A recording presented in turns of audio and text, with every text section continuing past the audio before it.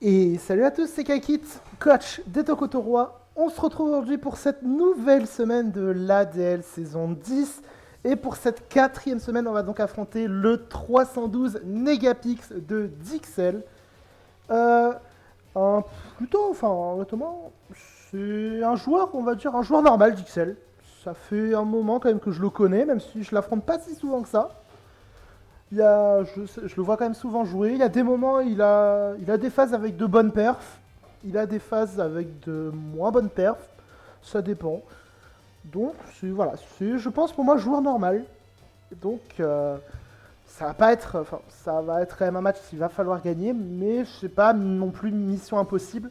Et heureusement que c'est pas une mission impossible parce que vous allez simplement le voir avec le classement de la poule avant cette quatrième semaine, que le classement est très serré, tout simplement. Donc en premier, on a évidemment Vae Coach de la Parasect qui est en 3-0 avec plus 15 de GA.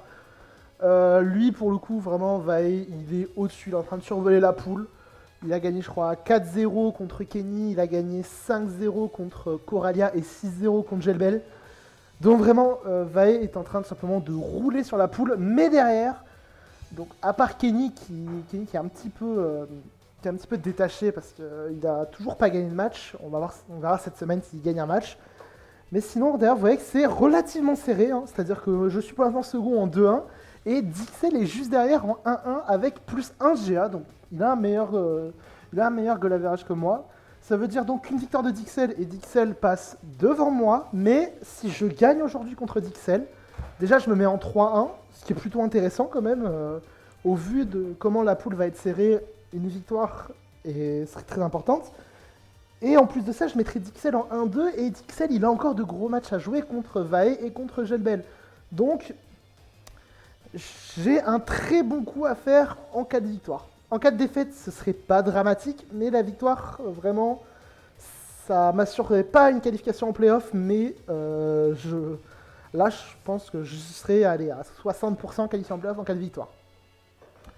Au niveau du match-up, eh bien, pour le coup, c'est pas non plus un mauvais match-up. C'est un bon match-up overall, c'est-à-dire que j'ai Meloeta qui a un bon match-up.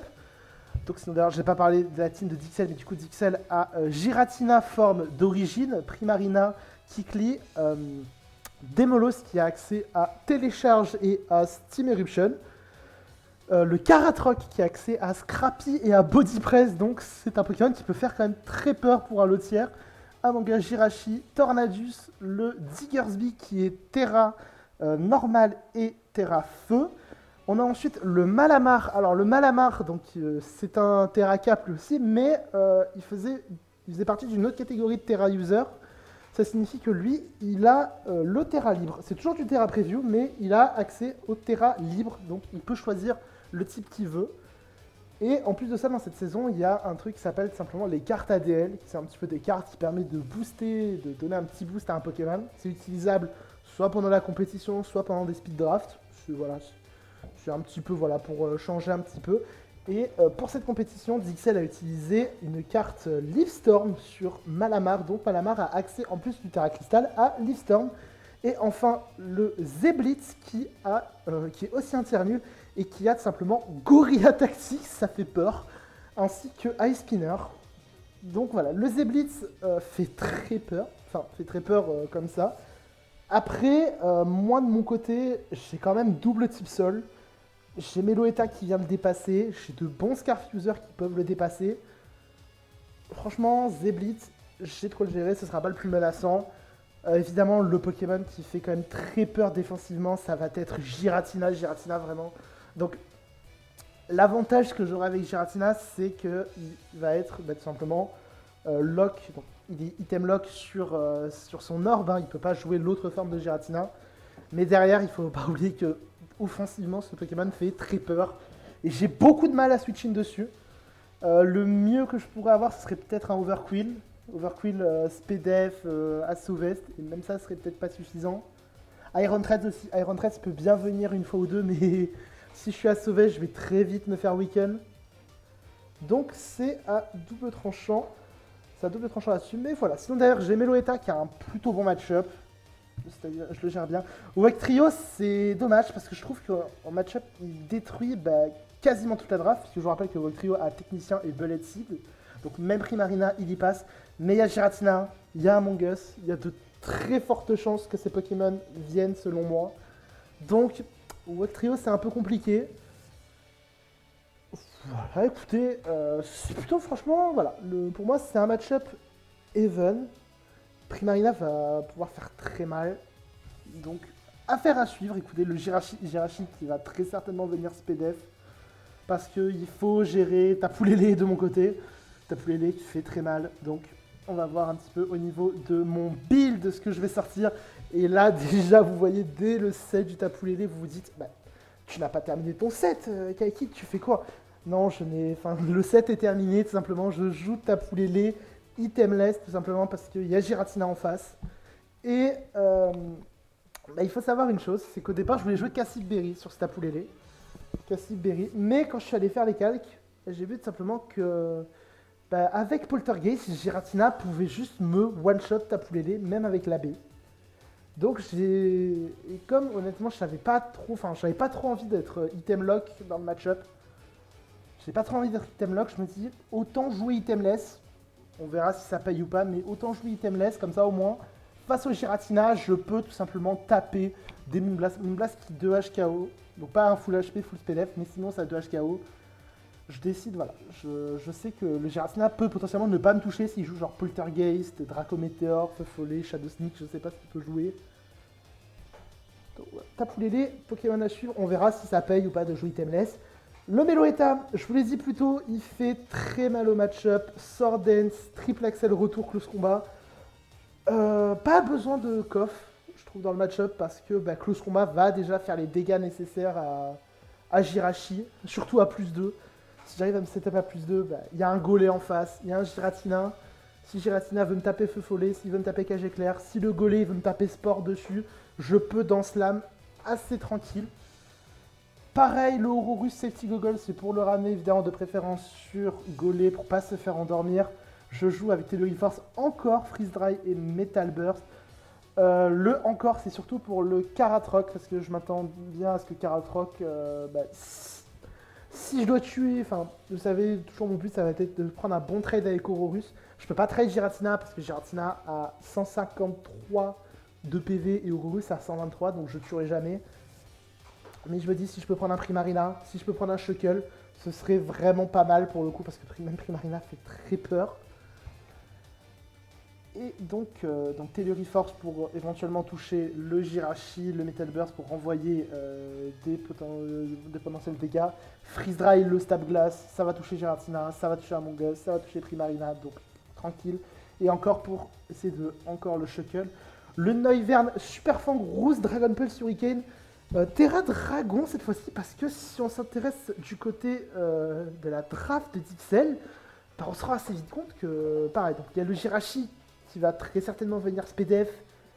Il va devoir, je pense qu'il va vouloir switcher en priorité sur Tapoulélé, donc déjà les Super Fang, il va pas les kiffer. Pareil pour Primarina, Primarina va pas du tout kiffer les Super Fang. Donc franchement, Noivern peut faire très mal, et derrière le Terra Dragon, Dragon Pulse, ça n'a pas de résistance en fait. Parce que il y a l'immunité, il y a la résistance avec Jirachi, donc je me dis franchement si j'arrive à Terra Dragon Dragon Pulse, c'est pas mal. En plus bon, tant que j'ai pas de Terra, je garde mon type vol, donc je reste encore serein contre le body press de Shuckle, parce que vraiment il faut pas...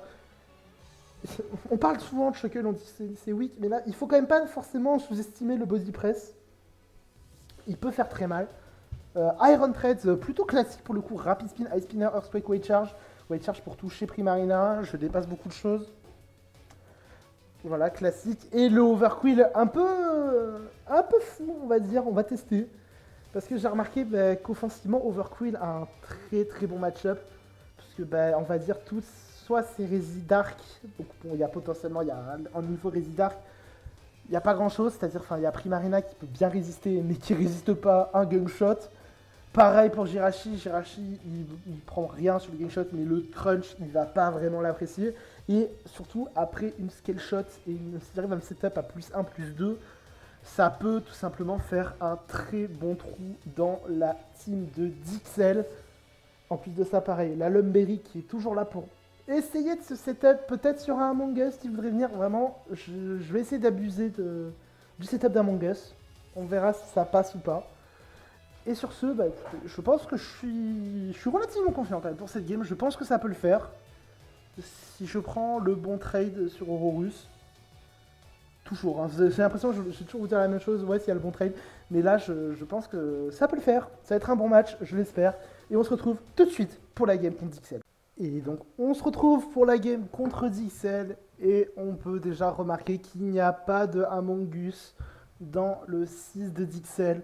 Le 6 de Dixel qui est donc composé de Giratina Origin, Jirachi, Primarina, Karatroc, Demolos, petite surprise quand même de le voir, et Tornadus Incarnate. Bon, pas de Among Us malheureusement, donc déjà j'ai une bonne partie quand même qui tombe, une bonne partie du game plan qui tombe un peu à l'eau, mais ça peut toujours servir, c'est-à-dire qu'il y a toujours des paras potentiels sur le Jirachi qui devrait être SPDF normalement. Le Giratina, selon son set, ça peut, pareil, il peut y avoir des feux follets, des cages éclairs, donc c'est pas non plus dramatique.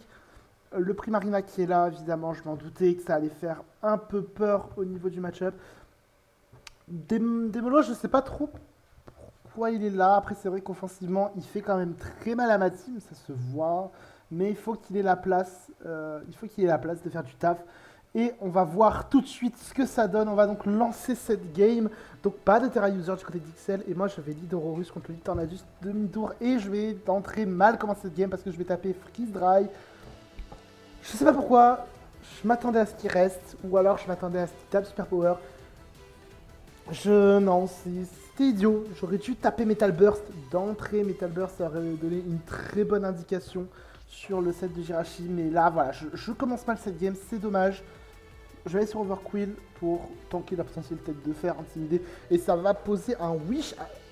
Le wish d'entrée, c'est assez intéressant. Parce que du coup, là, à ce moment-là, je vais sur Overquill parce que du coup, je peux intimider et j'ai potentiellement une occasion de me setup. Ce qui peut toujours être cool. Je décide quand même de ne pas le faire d'entrée. Le Torna arrive et je vais tester de taper Crunch. Crunch qui fait de très bons dégâts, mais ça va drop la def et je vais proc le Défiante et le wish qui va soigner. Voilà, c'est pas trop bien, mais j'ai pu check avant, avec le demi-tour et les TK sur Hororus, j'ai pu check que ce Tornadus n'avait pas d'invest en attaque, donc je peux aller sur Iron 13, normalement je ne risque pas de prendre un potentiel, de prendre un super power. C'est le demi-tour qui va partir, ça fait un peu plus mal parce qu'il a plus 2, mais c'est pas grave, il va aller sur son Shuckle. Moi je ne peux pas vol switch, donc je vais tout simplement aller sur Hororus en cas de body press. C'est une toile gluante qui va faire très mal. Elle va être très pénible cette toile gluante, surtout que j'ai que Iron Threads pour spin et je n'ai pas de defog. J'aurais dû avoir un defog malheureusement, j'en ai pas pris. J'aurais dû mettre defog à la place de rousse, je pense, sur Noivern. Du coup, on va essayer de encore pas se faire toxique. Et là, nouveau demi-tour pour aller sur Shuckle. Et là, je ne tape, encore une fois, je ne tape pas Metal Burst. J'aurais dû le taper. C'est la première fois, ça aurait fait de bons dégâts à Jirachi. La deuxième fois, ça aurait fait très mal au Shuckle. Shuckle qui a très peu de PV. Et surtout, je pense que, bon, Shuckle, ça a une faible base HP. J'ai appris, grosso modo, j'ai appris 400 PV, je pense, sur Horus. Donc, prendre 25%, prendre 20%, ça m'aurait fait 80 PV, pardon.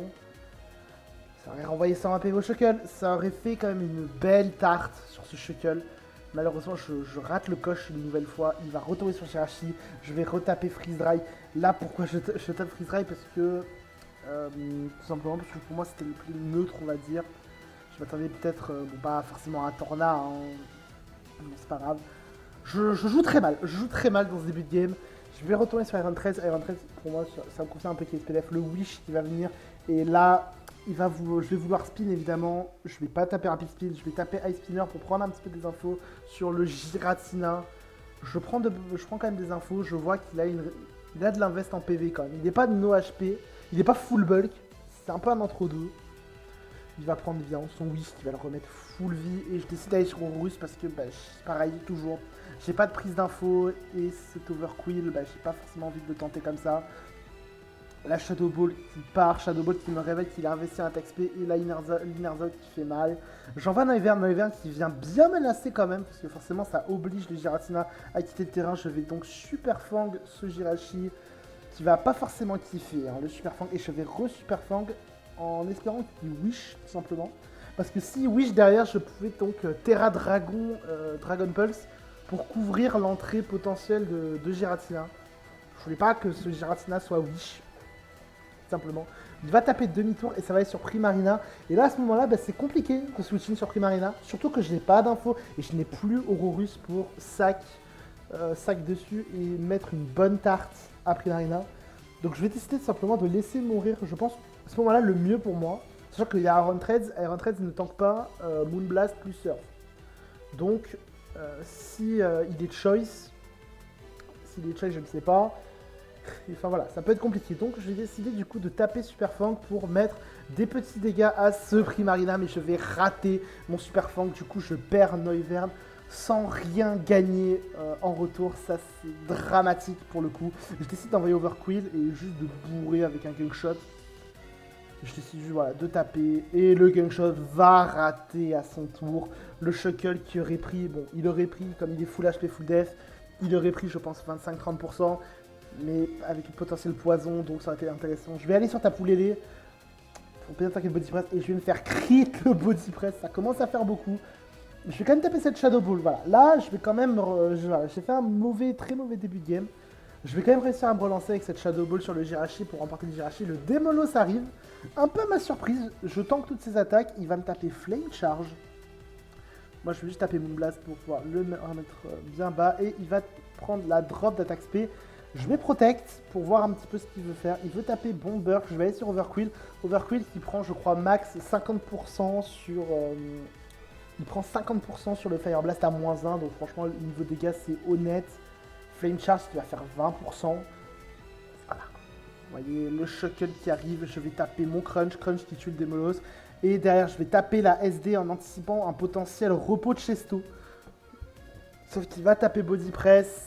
Et moi, du coup, je vais remettre un crunch et je vais mettre le Shuckle très low, mais l'Overquill va mourir sans avoir pu exploiter son set. Le 13 revient, et là, évidemment, le but avec 13, c'est d'essayer d'enlever cette toile gluante, parce que si j'enlève cette toile gluante, Meloetta peut potentiellement terminer la game à lui tout seul. Il va aller sur Giratina, je vais taper Ice Spinner. Une première fois, il va taper Aura-Sphère, et là, honnêtement, est-ce que j'aurais pu mieux gérer? Oui et non, mais je pense que voilà, c'est pas grave. Je vais taper Ice Spinner. Je vais tuer ce Giratina et là je dois trouver une occasion de spin. Il y a le Demolos qui revient. Je vais décider simplement de sac Tapoulélé. Tapoulélé qui mourrait en plus. Il y a le boost en attaque spé donc ça servait à rien. Je vais aller simplement sur Meloetta. Meloetta qui du coup tank tous les moves de Demolos et il va aller sur Shuckle. Ça va laisser mourir le Shuckle forcément. Je vais taper retour. Je vais tuer le Shuckle. C'est le Torna. Ma seule chance de m'en tirer, il faut que je tente un double miss de Tornadus. Il faut un double miss. Je vais aller sur Iron Threads. Il va y avoir le premier miss Black Windstorm. Et là, il me faut un second miss. Si je chope ce second miss, les gens, je peux rapid spin. Et derrière, Meloetta peut finir cette game potentiellement. On va voir tout de suite. Est-ce que ça va passer ou pas? Il n'y a pas de miss. La canicule qui va toucher, qui va tuer Iron Threads et qui va tuer. Et le Meloetta qui revient pour mourir de Black Windstorm. Et c'est donc une défaite sur le score de 3-0 contre Dixel. Cette game est frustrante. Cette game, elle est plutôt frustrante pour le coup. Outre le axe qui aurait pu changer la game derrière, parce que forcément, le Primarina était full HP, il était Specs. Je l'ai su après la game, et donc ça veut dire que le Primarina tankait un retour, mais évidemment il ne le tankait pas à 50%. Donc les dégâts de Super Fang auraient été appréciés. Pareil, le Gungshot sur Shuckle, peut-être j'aurais chopé le poison tout simplement, donc ça aurait pu m'aider. Mais je peux pas me plaindre parce que derrière, je pense qu'il y a plein de choses que je rate. Le début de game, je pense que je dois me setup, je dois tenter vraiment de mettre la pression avec, avec Overquill. Soit je tape Scale Shot, soit je tape dans Slam, mais je pense que je dois vraiment mettre cette pression. Pareil, c'est pareil sur la fin de game en fait, simplement cette fin de game, quand ça va sac le Shuckle, je pense que à ce moment-là, j'aurais dû double switch sur Iron Trades. Parce que, en fait, je l'explique. Si je fais là, je tape, je prends un point, je gagne un de GA. C'est bien. Mais ça m'avance pas plus que ça. Alors que si je tente sur Iron Trades, si je tente d'aller sur Iron Trades, et que autant parfois. Peut-être ça aurait pas payé, autant il aurait tapé Fire Blast. Mais du coup, si je tente d'aller sur Iron Trades, le play, s'il passe, ça peut me faire gagner la game parce que je peux rapid spin, je peux potentiellement me set up sur le Undum, par exemple. Je peux essayer de me set up sur le Undum parce que je sais que Meloetta va tanker un hit. Et derrière, si je suis set up à plus 2, Meloetta clean la game. Je pense qu'à ce moment-là, j'aurais dû double switch. C'est pareil, mon début de game, je le rate complet. J'aurais dû mieux jouer le Aurorus. Tout simplement. Voilà, ce sont des erreurs, mais qui se paye cash, malheureusement. C'est comme ça, c'est la dure loi, parfois. Enfin bon, écoutez, c'est pas grave, c'est une défaite. Je vous l'avais dit en amont que cette défaite, elle est pas dramatique, dans le sens où je suis encore dans la course au playoff, mais maintenant je n'ai plus de droit à l'erreur. Je n'ai plus de droit à l'erreur, donc il faut que j'aille gagner au moins une de mes 2 games contre Lizardu ou Vae. Les deux m'assurent des playoffs, une des deux, ça va se tenter. Ça va sûrement se jouer au GA. Comme je n'ai pas un très bon goal average, ça peut très vite être compliqué. Et si je perds les deux, je pense que c'est terminé. Mais bon, on va pas parler de malheur tout de suite. La semaine prochaine, normalement, je ne joue pas. Donc, je vais en profiter, je pense, pour commenter une autre game de la poule. Ce sera sûrement une game à enjeu. On verra encore laquelle. Je pense que ce sera celle qui va avoir le plus d'enjeux dans le classement. Écoutez, donc, on se retrouve dans 15 jours pour mon prochain match. Bon, la semaine prochaine, on fera un petit commentaire. D'ici là, portez-vous bien, c'était Kaikit. Ciao tout le monde.